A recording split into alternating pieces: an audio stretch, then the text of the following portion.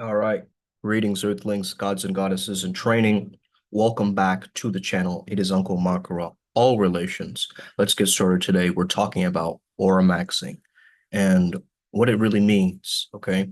This is a word that's being thrown around nowadays, okay? Kind of like looks maxing, however, with aura instead, okay? Now, when we look at this is this invisible energy that we can access. It's our energetic felt sense of self, but then it also goes beyond into more of the subtle energies, okay? So when you have a really powerful aura, other people will project onto you your greatness, okay? Take the example of Michael Jordan. They called him Black Jesus and God and like he's the GOAT or whatever, right? There's a certain narrative that is being woven as you have more eyes on you. Your energy shifts because it's the observer effect, right? The double slit experiment, so forth. As you're observing something, the thing you look at changes. As you turn away, it changes. Okay. So this is a game of consciousness, if you hadn't realized by now, okay? As you're following this channel, I'm sure you're aware of that. That's why you're on this channel.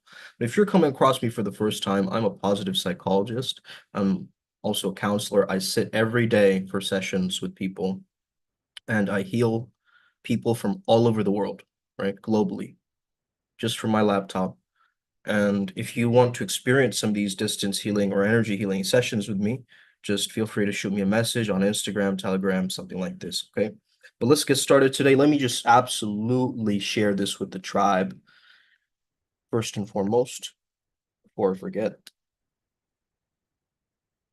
Okay.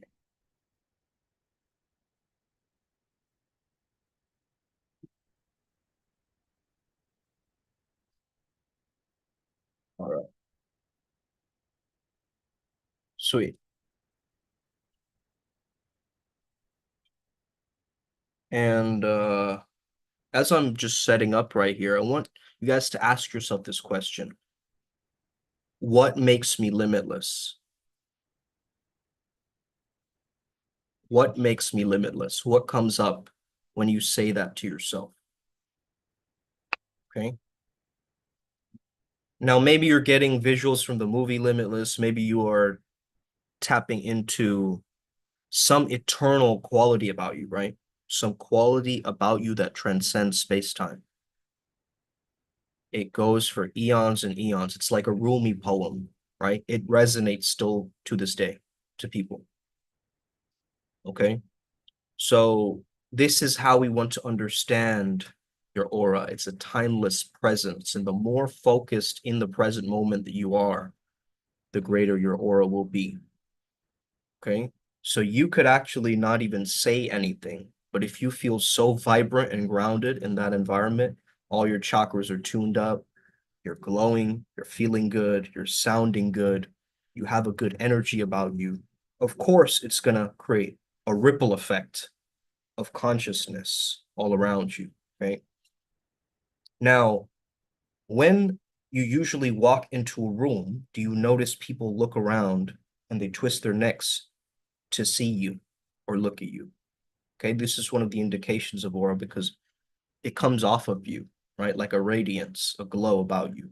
Now, one tip that I would definitely say is very, very key is to ground yourself and use your breath as a way to feel through all of your muscles, all your capillaries, get the blood flow going, right? So physical movement equals aura expansion, actually. So if you do a lot more physical movements, like you just do a little bit of yoga, some stretching, some jogging, some working with this invisible energy, like qigong is a great one. Pai Jin is a great one where they smack themselves, right? Right, like that.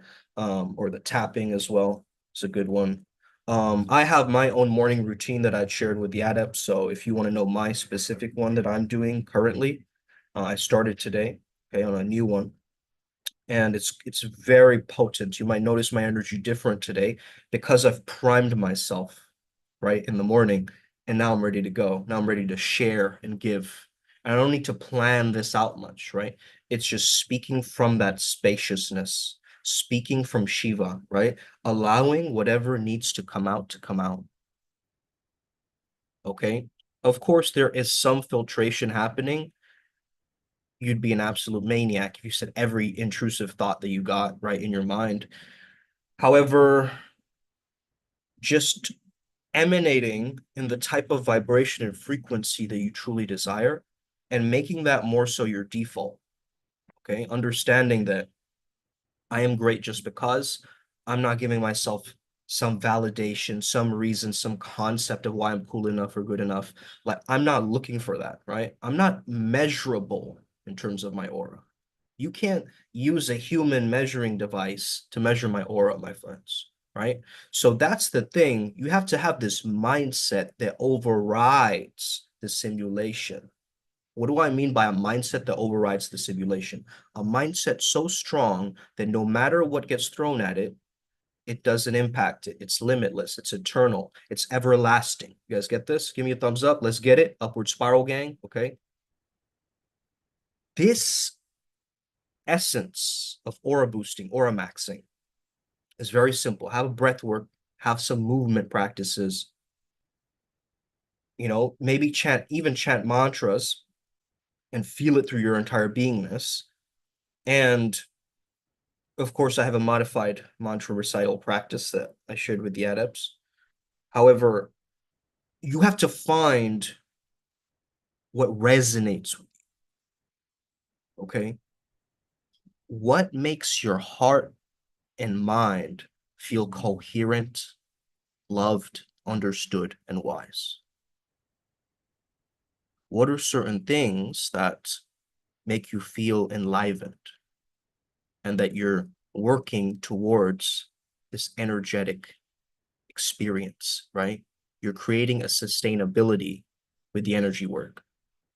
And you start understanding that the energy that I'm really seeking has been within me this whole time. The energy that I'm constantly pursuing is actually me getting out of my own way to understand this timeless presence, this character, this archetype, right, of this higher self that sometimes comes in with little glimpses, some advice, some nudges in the right direction. But you know when you're off. You know when you're off your path, right? So you have to not get back to some gym, not get back to some diet, not get back to something. You need to find your own process, my friends. You need to find your own mind, body, spirit process. And this is what we help you with at Primal Sutra too, because we want to coach you to make you realize that this is actually very applicable.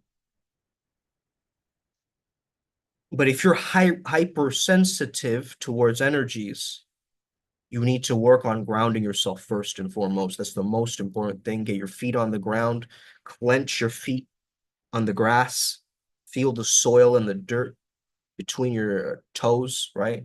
Feel the pressure of the bottom of your feet against a rock or something, some sediment. Feel maybe a tennis ball. Feel into your pelvis in that region, right? A lot of us, we grow older, we forget to even move our bodies. So we don't feel sexy in our bodies, right? We feel very clunky, kind of sluggish and strange. And oh, my body's growing older and it's aching more, or like these pains that show up. I get it, man. I get it. Honestly, you want to double down on what you know is your truth, is resonant with you. That is aura expansion. Okay. Now you can do the different movements, and I have an aura boosting thing on my channel. I have a lot of these aura videos. You can do something, but doing something is not the same as integrating it and embodying it, right? You're doing it to try to find validation from spiritual baddies or something, right? You're trying to do it in order for you to make more sense, right? You're trying. This is the art of trying not to try, right? This is the art form. So, let me ask if AI could give us a summary of that book.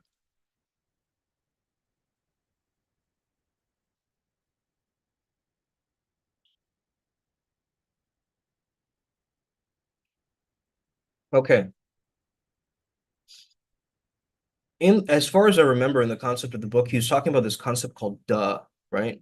And duh is like that charisma. It comes through wu. Wu is the state of effortless effort, right? Where there's no force or pretense. So for aura, this means cultivating genuine presence, confidence from being alive in the now, not some trophy you won, not something cool that you did in the past or the future. This is about embracing the now and drawing others in without needing to try. Okay. So it's a kind of patience and openness, a natural, non-forced way that it makes others very easy to understand you and they feel very comfortable and connected to you. The author, Slingerland, he discusses how too much control or overthinking disrupts the natural charisma. I'll say it one more time. Too much control or overthinking, being in the mind, is under feeling, and you have to stop rigidly monitoring yourself all the time. Okay. Spontaneity is the key to aura. That's both genuine and magnetic. So you have to find harmony between the conscious and the unconscious mind. This is how you do this. Okay. You find harmony between deliberate actions and natural impulses. Okay. So overthinking can dilute your aura and it makes your interactions feel more forced or strained, like you're straining yourself instead of being mindful, observant, having this relaxed, radiant energy, right? You've been trying to do this like a dog this whole time, like ruff, ruff, ruff, ruff, ruff, ruff. You got to be kind of laid back like a cat, right? Cat is not attached to the outcome. Cat is just, waits a while to get used to you, let's just say. Hey, it still gives you love, but it has boundaries, right? And that's what the cat teaches us. So let go of your self-consciousness, lose yourself in the moment you own it. You better know, okay? You never let it go, okay? Lose yourself in the moment, become so connected with others, and be like water, as Bruce Lee said, okay? Be formless, be shaped. Have you ever seen Bruce Lee's aura, bro? Right? When he's speaking, you can just tell he's already tapped in, he's wired in the way he makes these gestures, right? He has this very ferocious yet serene energy, right? About him. It's very powerful. I think a lot of martial artists or people who have been able to control that monster within them, they have this energy at high levels, high power level over 9,000. Okay. So trying not to try is focusing on the importance of synchronizing to your surroundings to create more of a cohesive energy with it. Because this was the download that came up for me in all adepts is oversharing, right? Now it's not about oversharing, it's about understanding how to create a deep vision and nurture that vision in private and allow yourself to keep that alive within you, to cultivate it, right? To keep that vision alive within you. And once you can recognize that it's a given receive, right? It's this flux, it's this flow of two minds happening. Then you know there's a giving and then there's a receiving. But if you're not getting that reciprocity back, then there's something off with that cohesiveness, with that energy, with that other person. Okay. So you have to first of all connect to the infinite energy of the planet and then connect to that specific individual's energy. Because until you connect to source or God or Allah or Buddha, whatever you want to, label this energy as, you have to understand that you are connecting your internal energy with the external environment. Okay. So that way your interactions will become more dynamic, more harmonious. It'll create this strong, effortless presence, right? So I want you to practice right now how you are going to do this, how you're going to merge action and awareness. You're going to enter flow state wherever you go. Take 3 conscious breaths before the activity that you're doing. One, okay, breathe deeper and breathe more, breathe longer. Just practice breathing. If you're just in a social environment in space, you can do Kegels, you can do breath work internally. You can have a whole entire internal adventure. You know, this is an inner engineer as a yogi, right? As somebody who works with their mind, body, spirit complex, as somebody who approaches spirituality very differently, you have to start to understand how your own charisma impacts the lives of others. Okay.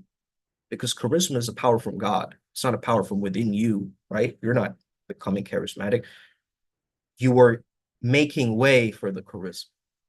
You have gratitude and grace, and inspiration flows through you naturally because you're in the now, because you're spontaneous and you have a deep love in this life, in God, in evolving, in the actual energy of life itself, the vitality of life itself that gets us to change ourselves, transform ourselves as we look in the mirror. You know, we become more sharper, more masculine, maybe more feminine as a woman, right? You see yourself and you start appreciating yourself. You start glowing up. And when you start glowing up, it's about maintaining that glow. Let's get it to the upward spiral gang. May we never beat the